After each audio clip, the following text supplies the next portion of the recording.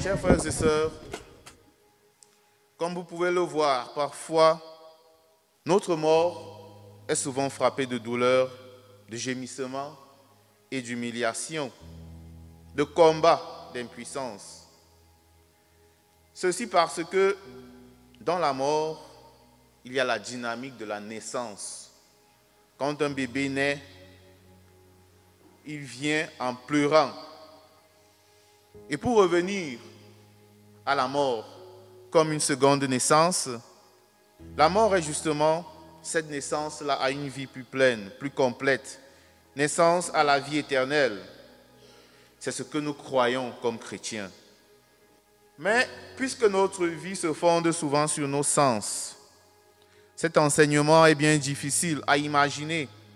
Il est difficile d'imaginer un monde au-delà de celui que perçoivent nos sens. Mais quand on dit « tu es poussière et tu retourneras à la poussière », ça c'est facile à imaginer. Il est difficile d'imaginer que la mort est une naissance à un monde nouveau qu'on ne voit pas, un monde différent, et puisqu'on ne voit pas ce monde. Mais toujours est-il que c'est ce que nous enseigne notre foi. La croyance en la vie après la mort.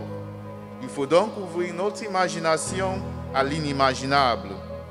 Imaginez un peu que vous pouvez parler à un enfant encore dans le sein de sa mère, un enfant qui n'a jamais vu la lumière de ce monde et qui ne connaît que les entrailles, qui ne connaît que la sécurité et les coins des entrailles de sa mère.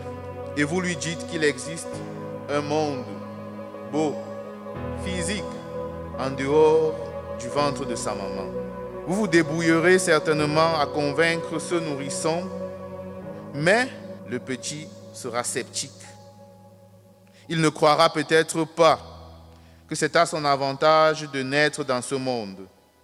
Comme il est incapable de s'imaginer ce monde et qu'il faille abandonner les entrailles de sa mère, cette sécurité qu'il a connue, le bébé ne croira pas.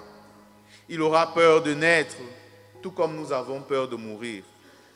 Voyez-vous, chers frères et sœurs, ce monde dans lequel nous vivons est comme les entrailles d'une maman. Et peut-être plus grand que le ventre de notre mère.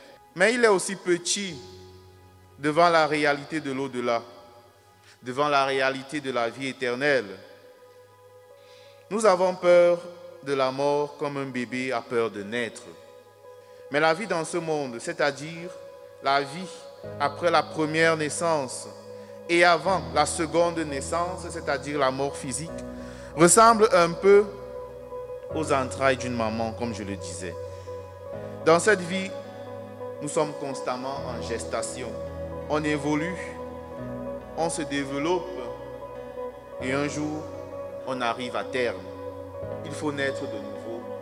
C'est inévitable. Et c'est un gain, car la vie éternelle nous attend pleinement.